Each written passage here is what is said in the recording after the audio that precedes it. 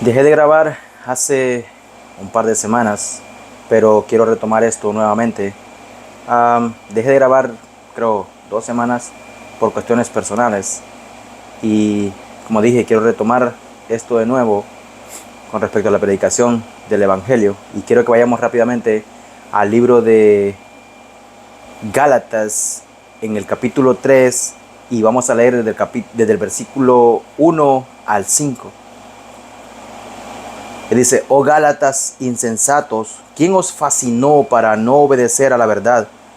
A vosotros, antes cuyos ojos Jesucristo fue ya presentado claramente entre vosotros como crucificado.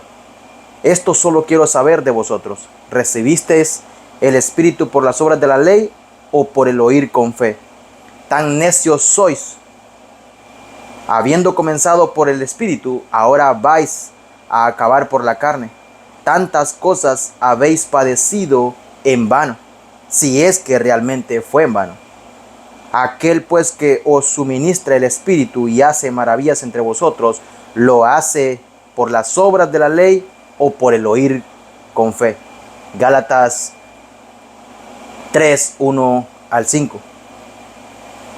La deserción y el alejamiento son reprochables porque implican deslealtad y traición. Pocas cosas son más trágicas o decepcionantes que un cristiano que abandona la pureza del Evangelio por una forma falsa de cristianismo, que presume de mejorar la obra finalizada de Jesucristo. Por absurdo que suene, esto es lo que muchos creyentes en las iglesias de Galacia habían hecho o corrían el peligro de hacer a causa de los judaizantes. A lo largo de la historia de la iglesia, algunos creyentes empezaron bien, pero más adelante se apartaron de las verdades que creyeron y siguieron al principio. Reciben el Evangelio de la salvación por gracia y viven para el Señor con fe humilde. Pero cada empresa de algún sistema de legalismo y justicia por obras que prometen más y producen menos, algunos caen en formalismo y sustituyen con ceremonias y ritos externos la realidad interna de crecimiento personal en el Señor. Otros caen en sistemas de legalismo prohibitivo y en su orgullo esperan mejorar su posición delante de Dios con hacer o dejar de hacer ciertas cosas. Otros se dedican a buscar una supuesta segunda bendición, un secreto espiritual que abre las puertas hacia algún tipo de plano espiritual más alto y una experiencia adicional de la gracia divina. Así mantienen la falsa esperanza de que ahora pueden recibir de Dios mucho más de lo que les fue concedido al momento de su conversión. Pablo había sido usado por el Señor para presentar el Evangelio de la gracia soberana a los Gálatas, en un principio para llevarles la verdad de que la salvación es recibida por fe en la obra expiatoria de Cristo en la cruz, sin otra añadidura. Ahora ellos se estaban alejando de la pura gracia y habían aceptado un sustituto inferior e imponente basado en los viejos rituales mosaicos y sus parámetros y ceremonias que el nuevo pacto en Cristo habían invalidado, y que aún bajo el antiguo pacto carecían de poder para salvar. Los creyentes desertores no habían malogrado su salvación, sino que habían perdido su gozo y libertad a causa de haber regresado en su engaño a la incertidumbre y la esclavitud de un legalismo impuesto por ellos mismos. En cuanto a su situación espiritual, todavía estaban en Cristo y eran justos delante de Dios, pero en la práctica habían dejado de vivir conforme a la verdad por la cual habían sido hechos justos. Sustituyeron con una forma de religión que no tenía poder ni gozo en la plenitud de vida en Cristo que antes gozaron. Por cuanto se dejaron engañar, también fueron fuente de engaño y proyectaron a los incrédulos de los alrededores la idea de que el cristianismo era cuestión de guardar la ley y no de tener fe. Se privaron de la plenitud de la bendición de Dios y estaban en peligro de privar al mundo perdido del conocimiento del único camino de salvación.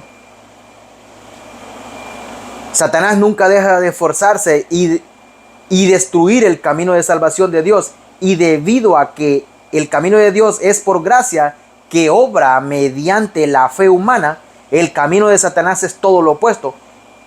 El propio esfuerzo del hombre y sus obras desde el tiempo en que Caín trajo a Dios la primera ofrenda con la intención de canjear obras humanas por justicia divina. Es decir, su propia idea de una ofrenda de grano en lugar de sacrificio animal mandado por Dios.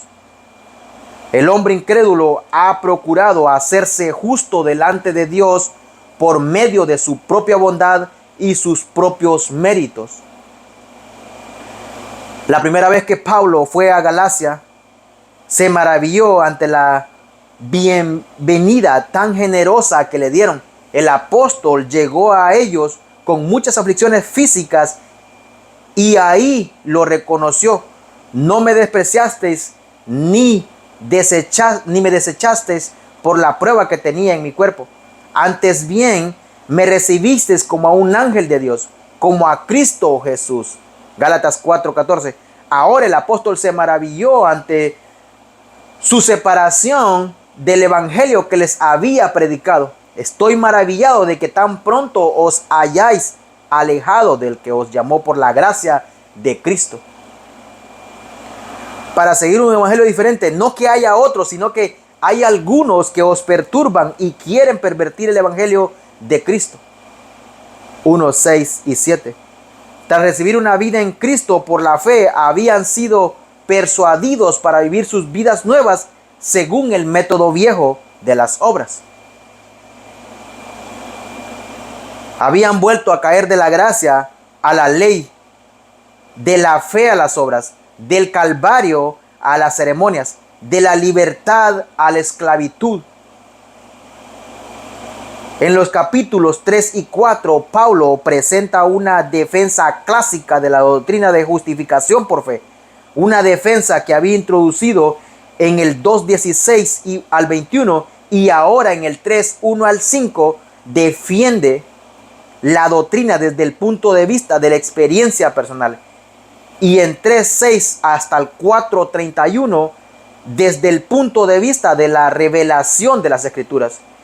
En el capítulo 3 del 1 al 5 el apóstol recuerda a sus lectores que la experiencia de un creyente con el Señor Jesucristo, el Espíritu Santo y Dios el Padre da evidencia incontrovertible de que ha sido hecho acepto a Dios mediante fe personal en la obra perfecta y completa de Cristo, aparte de cualquier aditamiento humano. Aunque la experiencia por sí sola no constituye una evidencia del todo confiable de la realidad espiritual, representa sin embargo una fuente importante de apologética o argumentos para la defensa de la fe, siempre y cuando se fundamente en la verdad de las Escrituras, puesto que la experiencia cristiana auténtica verifica el evangelio de la gracia. El apóstol inspirado fue guiado por el Espíritu Santo para bautizarla como medio efectivo para defensa de la doctrina de la justificación por fe. Y como primer punto quiero que veamos la experiencia del creyente con Cristo. Oh Gálatas insensatos, ¿quién os fascinó para no obedecer a la verdad? A vosotros, ante cuyos ojos Jesucristo fue ya presentado claramente entre vosotros como crucificado. Capítulo 3, versículo 1. Oh Gálatas insensatos, esta fuerte exclamación refleja una combinación de ira y amor mezclado. Y un amor mezclado con sorpresa. a Pablo le costó creer lo que habían hecho los Gálatas. Como muchos creyentes antes y después de ellos habían sido víctimas de una conspiración diabólica y fueron inducidos a apartarse de su propia creencia en la verdad que les había salvado en un principio. Esos creyentes fueron insensatos más que todo porque habían sido enseñados con gran cuidado en todo lo relacionado al Evangelio. Y en muchas ocasiones tuvieron el privilegio de recibir la enseñanza directa de Pablo mismo, cuyo corazón latía con la pura gracia del Evangelio de Dios. La palabra griega añoetos, insensatos, no connota diferencia mental, sino pereza y descuido mentales. Los creyentes en Galacia no eran estúpidos o tontos, sino que optaron por no ejercer su inteligencia espiritual al verse enfrentados a la enseñanza de los judaizantes que contradecían las escrituras y destruían el mensaje del Evangelio. Esos creyentes no usaron sus cabezas. El término griego comunicaba con frecuencia la idea de una actitud errónea en el corazón, una falta de fe que nubla el juicio. Pablo escribió acerca de los codiciosos que creen que el dinero mejora sus vidas y que les trae felicidad y satisfacción. En su búsqueda de riquezas caen en tentación y lazo y en muchas codicias necias y dañosas que hunden a los hombres en destrucción y perdición. 1 Timoteo 6:9. Pablo confesó que antes de su salvación él también se había contado entre los hombres insensatos, rebeldes, extraviados, esclavos de concupiscencias y deleites diversos que la pasaban viviendo en malicia y envidia, aborrecibles y aborreciéndonos unos a otros. Tito 3:3. Jesús también usó el término para amonestar a los discípulos que encontró en el camino a Emaús: oh insensatos y tardos de corazón para creer todo lo que los profetas han dicho. Lucas 24:25. El problema básico de los discípulos no era mental, sino espiritual, puesto que no habían estudiado en detalle para poder creer lo escrito por los profetas. Fueron incapaces de entender que Jesús, como el Mesías, no solo había tenido que morir, sino que sería resucitado y regresaría a su Padre en el cielo. Su entendimiento falló porque su fe desfalleció. Los Gálatas habían caído de manera insensata en el legalismo judaico porque habían dejado de creer y aplicar las verdades básicas del Evangelio que Pablo les había enseñado y por el cual habían sido salvos. Con su descuido pecaminoso de los recursos divinos que tenían a disposición, pusieron en estrecho el Evangelio de la gracia. Siguieron sus caprichos e impulsos antes que la verdad revelada de Dios, y al hacerlo abandonaron la verdad básica del Evangelio, que los hombres acceden a la salvación y la viven solo por fe en la persona y el poder de Jesucristo. La vida cristiana no se inicia ni se vive con base en buenos sentimientos o inclinaciones positivas, sino sobre el fundamento de la verdad de Dios en Cristo. Los cristianos que se apoyan en sus propias emociones y no en el contenido de las escrituras están condenados a ser niños fluctuantes llevados por doquiera de todo viento y de doctrina por estratagema de hombres que para engañar emplean con astucia las artimañas del error. Efesios 4:14. Siempre que se juzga una idea basados en que tan bien les hace sentir o lo bonito que suena y no con base en la armonía con la palabra de Dios, están en grave peligro espiritual. La mayoría de los miembros de una secta no se involucraron a causa de su convicción intelectual sobre la veracidad de la doctrina de la secta, sino porque sus enseñanzas y prácticas les eran atractivas. Sus mentes no fueron persuadidas, pero sus emociones sí fueron manipuladas. Pablo solicitó a los creyentes romanos: así que, hermanos, os ruego por la misericordia de Dios que presentéis vuestros cuerpos en sacrificio vivo, santo, agradable a Dios, que es vuestro culto racional. No os conforméis a este siglo, sino transformaos por medio de la renovación de vuestro entendimiento, para que comprobéis cuál sea la buena voluntad de Dios, agradable y perfecta. Romanos 12, 1 y 2. Asimismo, urgió a los creyentes en Efeso: renovaos en el espíritu de vuestra mente. Efesios 4, 23. Y a los de Colosas, para que se mantuvieran revestidos del nuevo hombre, el cual, conforme a la imagen del que lo creó, se va renovando hasta el conocimiento pleno. Colosenses 3:10. La fe y la obediencia son establecidas por la mente, no por las emociones. Al ego humano le resulta interesante la idea de que se puede agradar a Dios con cierta conducta, porque el ego siempre busca su propia gloria, la manera de quedar bien consigo mismo y con los demás. Sin embargo, la vida cristiana fiel y eficaz no es una simple aventura emocional repleta de sentimientos agradables o experiencias maravillosas.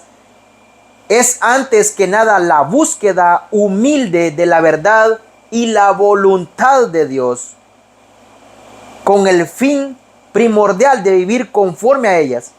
El cristiano obediente experimenta gozo y satisfacción sin medida, y tal experiencia excede sobremanera la de creyentes superficiales,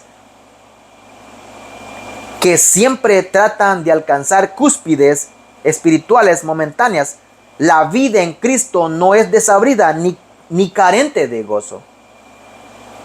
Pero lo cierto es que el gozo, la felicidad y la satisfacción verdadera son productos secundarios de una vida dedicada a conocer y a obedecer la verdad de Dios.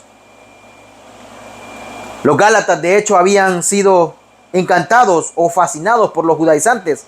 Aquí fascinado significa encantar o fascinar de manera engañosa por medio de lisonjas, promesas falsas o poderes diabólicos.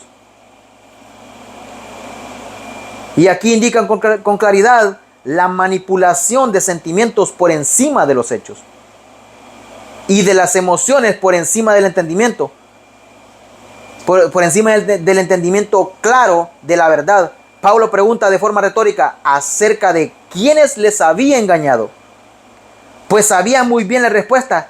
¿Quién pudo haberles alejado del fundamento sólido de la verdad en que antes estuvieron tan firmemente plantados?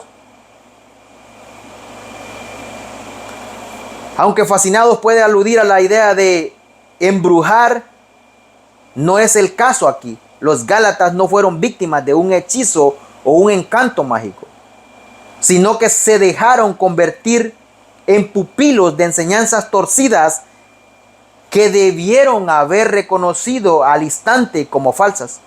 Eran víctimas voluntarias que sucumbieron a la justicia de obras de los judaizantes, por tanto, agradaban a la carne. Se habían dejado convencer de que la fe no era suficiente y algo faltaba en sus vidas cristianas que podía ser suplido con un regreso a las ceremonias y los requisitos del antiguo pacto. Sin embargo, tal como William Hendrickson escribe en su comentario de Gálatas, un Cristo suplementario es un Cristo suplantado. La propia experiencia de salvación de los Gálatas debió impedir su fascinación con la falsedad de los judaizantes. Primero que todo, habían experimentado la verdad poderosa y transformadora del Evangelio de Cristo. crucificado. Se trataba de personas ante cuyos ojos Jesucristo fue ya presentado claramente como crucificado. Habían visto con claridad el significado de la cruz. El evangelio les había sido transmitido con la claridad y el poder pleno del sacrificio de Cristo a su favor, y por pura fe lo habían creído y recibido. Fin de la cita. En sentido figurado, los Gálatas habían tenido antes sus papeles con claridad a la vista de todos. Pablo era un predicador dinámico y quizás dramático también. Los que le oían sentados a sus pies quizás escuchaban hasta el golpe del martillo sobre los clavos que atravesaron las manos y los pies de Jesús. Tal vez pudieron visualizar la sangre que brotaba de su frente traspasada por espinas y su costado herido. Estaban convencidos de la muerte expiatoria de Jesucristo. Tenían convicción plena de su propio pecado y por la gracia divina, mediante su fe personal, fueron recibidos en el reino de Dios. La predicación de Pablo acerca de Jesucristo y la aceptación de él es por parte de los Gálatas mediante la fe. Fueron cosas que se realizaron claramente en público. Los creyentes fueron testigos entre sí de la salvación que recibieron en ese lugar a causa de tener fe sola en él. Pero al caer en el legalismo, negaron el poder absoluto de Jesucristo para salvar, porque en la cruz él recibió el castigo y pagó la sentencia por sus pecados, comprando así su salvación eterna. Crucificado es la traducción de un participio pasivo perfecto que indica que la crucifixión fue un hecho histórico cuyos resultados continuarán en vigor. Juan declara que si confesamos nuestros pecados, Él es fiel y justo para perdonar nuestros pecados y limpiarnos de toda maldad. Primera de Juan 1:9. Una traducción más literal es: Él todavía es justo para seguir perdonando nuestros pecados. Ningún ritual, ceremonia, regulación o cualquier otra cosa impuesta o cumplida por los hombres puede completar lo que ha terminado por la cruz. Porque la cruz es la culminación plena de la obra divina de salvación. La cruz es el pago continuo y eterno de todos los pecados, y todo pecador que pone su confianza en la cruz es perdonado por siempre y para siempre. Un creyente no puede mantener su salvación con obras porque nunca la obtuvo por obras.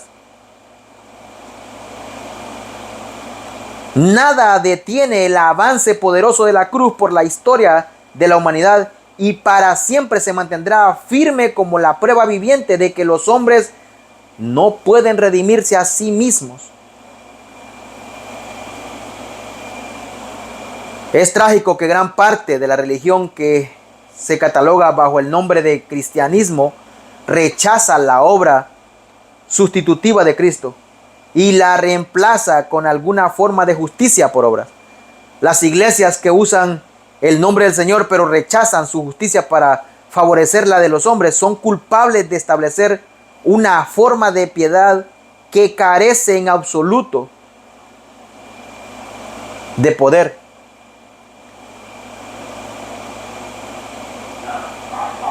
Desde que pisó por primera vez Galacia, Pablo había proclamado que la justicia solo es por fe en Jesucristo. Pablo dijo a sus oyentes judíos en Antioquía y Pisidia: de todos aquellos que por la ley de Moisés no pudisteis ser justificados en él, en Cristo es justificado todo aquel que cree.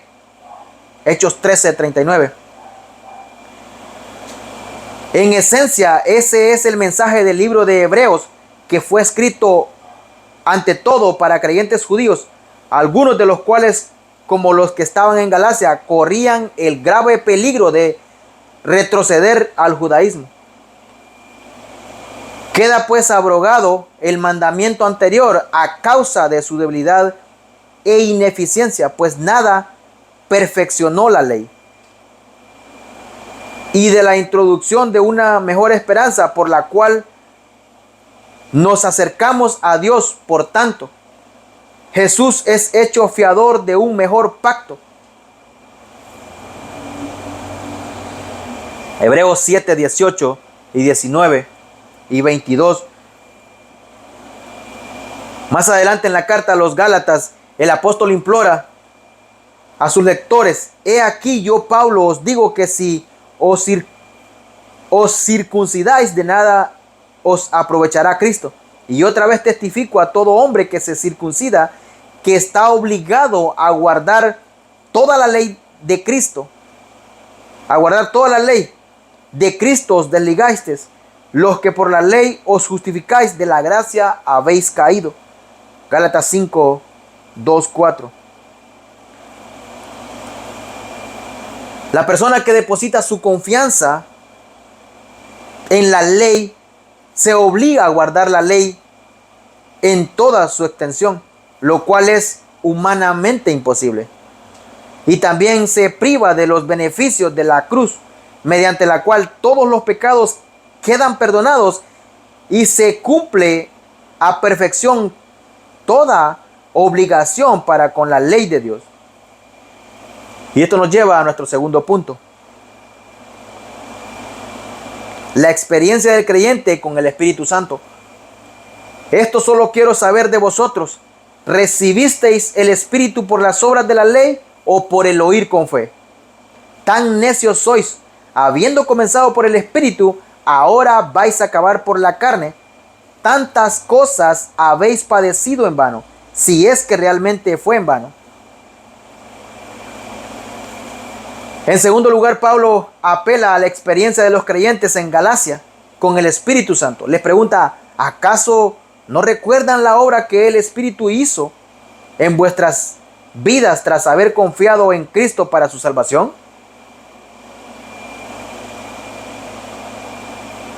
Con esta interpelación personal aumenta su enfoque en el asunto a tratar. Esto solo quiero saber de vosotros: al recibir a Cristo, ¿recibisteis el Espíritu por las obras de la ley o por el oír con fe? ¿Tuvieron que cumplir más requisitos, pasar de alguna ceremonia especial o realizar algún rito adicional? ¿O recibieron el Espíritu por la gracia de Dios al mismo tiempo que recibieron a Cristo como Señor y Salvador? La pregunta era retórica y la respuesta era obvia: recibieron la justicia de Cristo y su Espíritu Santo al mismo tiempo. El regalo del Espíritu Santo es la evidencia más inequívoca a favor del favor de Dios en la vida del creyente, su más grande prueba de salvación y la garantía de gloria eterna. El Espíritu mismo da testimonio a nuestro espíritu de que somos hijos de Dios. Romanos 8:16. Asegura Pablo a los cristianos en Roma: en consecuencia, si alguno no tiene el Espíritu de Cristo, no es de él. Versículo 9. Juan escribe: en esto conocemos que permanecemos en él y él en nosotros, en que nos ha dado de su Espíritu. Primera de Juan 4:13. Por lo tanto, es absurdo sostener, como lo hacen algunos cristianos, que la entrega plena del Espíritu Santo viene por medio de una obra o experiencia adicional por parte del creyente. Una persona que no tiene la plenitud del Espíritu Santo no necesita una segunda bendición, necesita salvación. La presencia del Espíritu Santo que mora en el creyente es inseparable del nuevo nacimiento. Ninguna persona puede tener el Espíritu Santo antes de la salvación, ni carecer de su presencia constante después de la salvación. Pablo explica a los efesios: habéis creído en él, fuiste sellados con el Espíritu Santo de la promesa, que es las arras de nuestra herencia, hasta la redención de la posesión adquirida. Efesios 1, 13 y 14.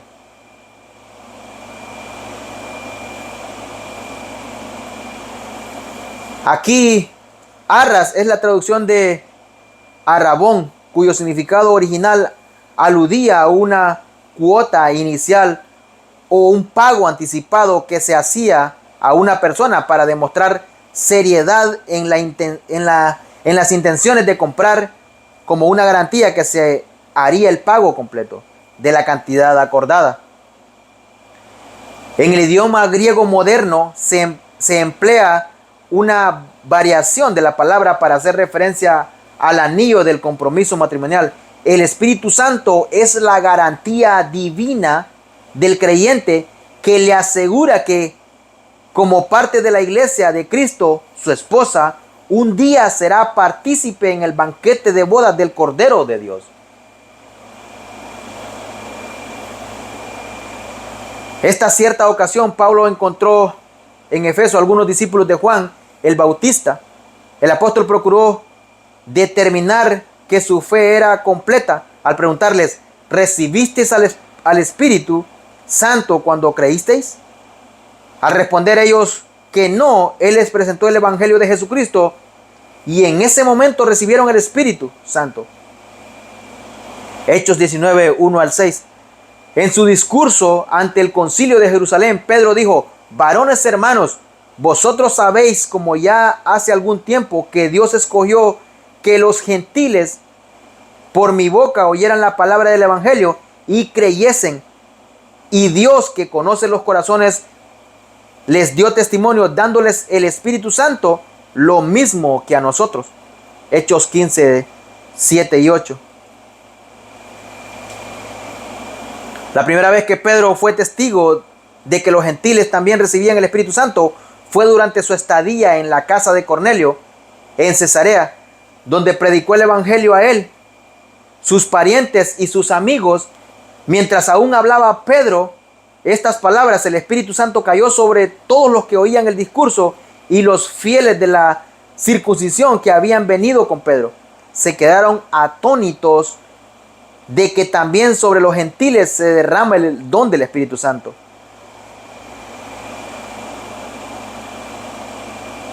Aunque tal vez no ocurrió de una forma tan dramática, todo creyente verdadero de Galacia recibió el Espíritu Santo tan pronto recibió a Jesucristo como Salvador. ¿Acaso no recuerdan, les pregunta Pablo, que recibieron el Espíritu por el oír con fe? ¿Cómo es posible que ahora se hayan dejado engañar por los judaizantes para creer que Él vino a ustedes o que en algún momento vendrá a ustedes por las obras de la ley? Como los judaizantes, muchos grupos y movimientos en la actualidad quieren introducir condiciones o requisitos especiales que, según suponen ellos, añade bendiciones a la obra terminada y perfecta de Cristo. Por ejemplo, muchos hablan de la posibilidad de una llenura más plena del Espíritu o una salvación más completa que se demuestra con el don de hablar en lenguas. Lo cierto es que tales ideas se convierten en la base de una justicia por obras en la que se añaden cosas que los hombres pueden hacer a lo que solo Cristo puede hacer y ya ha hecho una sola vez y para siempre. Ahora pues ninguna condenación hay para los que están en Cristo Jesús, declara Pablo, porque la ley del Espíritu de vida en Cristo Jesús me ha librado de la ley del pecado y de la muerte. Porque lo que era imposible para la ley, por cuanto era débil por la carne, Dios, enviando a su Hijo en semejanza de carne de pecado, y a causa del pecado condenó al pecado en la carne, para que la justicia de la ley se cumpliese en nosotros, que no andamos conforme a la carne, sino conforme al Espíritu. Romanos 8, 1 al 4. El Espíritu Santo no es la meta de la vida cristiana, sino su fuente. Él no es el producto de una vida fiel, sino el poder que la sustenta. Un nivel más alto de vida no atrae al Espíritu Santo, más bien el sometimiento al Espíritu Santo, quien ya mora en el creyente, implica un nivel superior de vida. Habiendo comenzado por el Espíritu, continúa Pablo, ¿ahora vais a acabar por la carne? ¿Cómo pudieron llegar a pensar que su carne débil, imperfecta y todavía pecaminosa podía mejorar lo que el Espíritu de Dios empezó en ustedes? Desde que creyeron por primera vez, al poner la situación en perspectiva, se hace evidente cuán irrisorio en cualquier intento de apartarse de las provisiones de la gracia para recurrir a los esfuerzos de la ley. No obstante, es pertinente traer equilibrio a la discusión y notar la advertencia de Santiago acerca de una fe que no produce buenas obras, la cual no es una fe que salva. Hermanos míos, ¿de qué aprovechará si alguno dice que tiene fe y no tiene obras? ¿Podrá la fe salvarle? Santiago 2:14. Es decir, ¿acaso puede esa clase de fe traer salvación? No, porque la fe, si no tiene obras, es muerta en sí misma. Al decir más adelante que el hombre es justificado por las obras y no solamente por la fe, versículo 24, se refiere a que las obras verifican, mas no producen la salvación. Obras que agradan a Dios, tales como visitar a los huérfanos y a las viudas en sus tribulaciones y guardarse sin mancha del mundo, dan muestra de que la profesión de fe en Cristo de una persona es genuina. La validez de las buenas obras ante los ojos de Dios depende de dos factores: en el poder de quién son hechas y para gloria de quién se hacen. Siempre que se hacen en el poder de su Espíritu y para su gloria, resultan agradables y hermosas para Dios. Al hacerse en el poder de la carne, motivadas por el reconocimiento o el mérito personal, son siempre ineficaces y rechazadas por el legalismo. Se diferencia de la obediencia verdadera por la actitud del corazón. La emanación del uno es repugnante para Dios, mientras que la otra sube a Él con olor grato.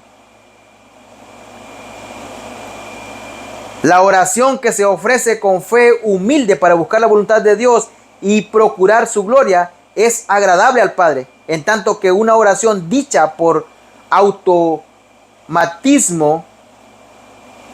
rutinario o para impresionar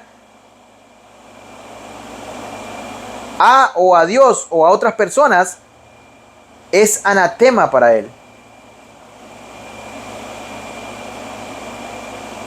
Ir a la iglesia para adorar a Dios con sinceridad en compañía de hermanos en la fe le es agradable, mientras que asistir al mismo servicio y estar con los mismos creyentes no es aceptable a Él si se hace con un espíritu de legalismo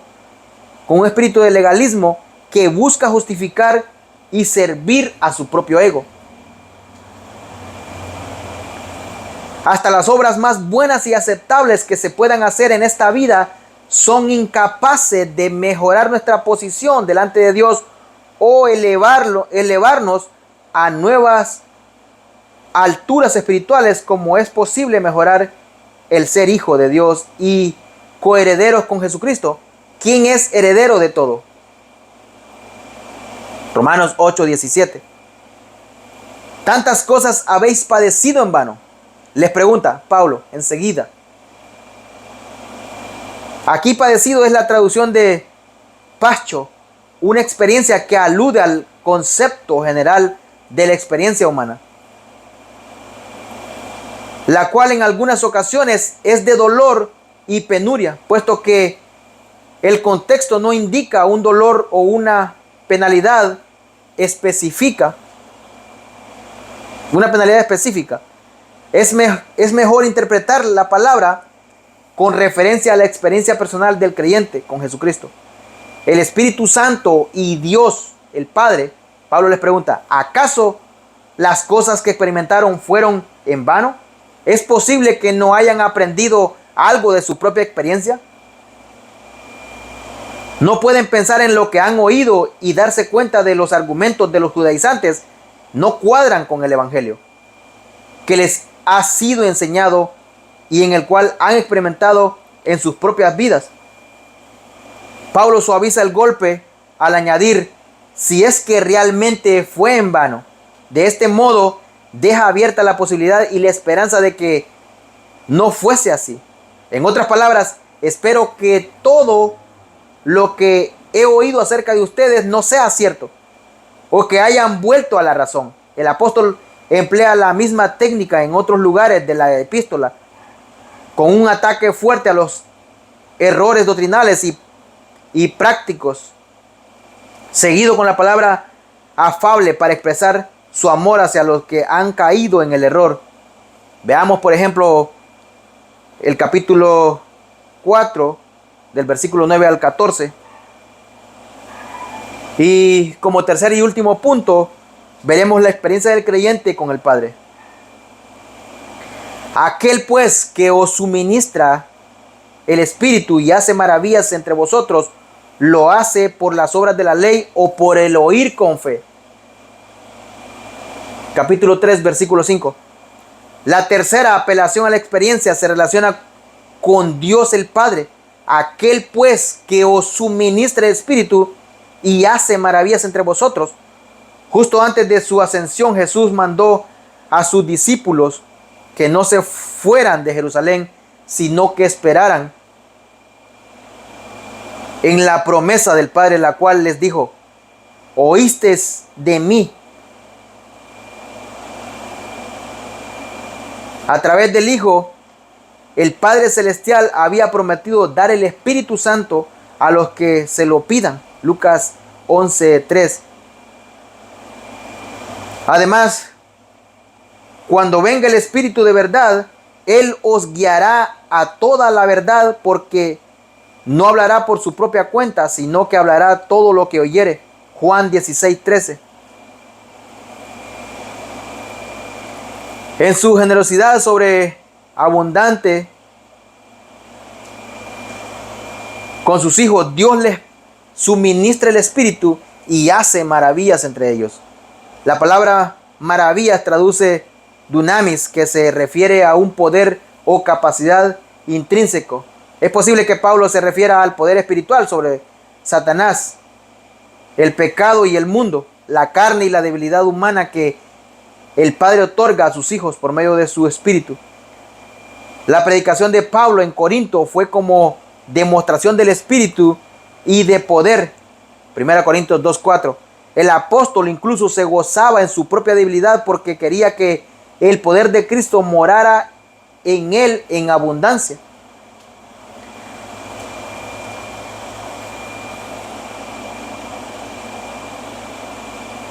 Dios, dice él, es poderoso para hacer todas las cosas mucho más abundantes de lo que pedimos o entendemos según el poder que actúa en nosotros. Efesios 3:20. En cada uno de esos pasajes, la palabra dunamis se traduce poder y se refiere al don divino del Padre a sus hijos. El argumento de Pablo tiene fuerza propia si uno ha recibido salvación eterna mediante la confianza en el Cristo crucificado.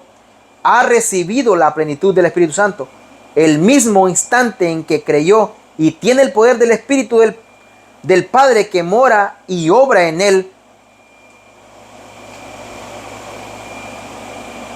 ¿Cómo puede abrigar la esperanza de mejorar esa situación por medio de sus propios recursos humanos insignificantes y la realización de algún esfuerzo meritorio?